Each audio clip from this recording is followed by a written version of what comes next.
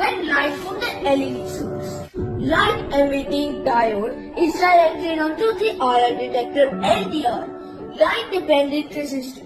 There is no sound and the alarm does not go on. But when the light from the LED source is not directed onto the IR detector, there is a sound and the alarm goes on. This can be used as a burglary alarm or a door alarm for burglary and intrusions. Hope you enjoyed this science experiment. Stay tuned for more sciencey things. This is Kabir signing off.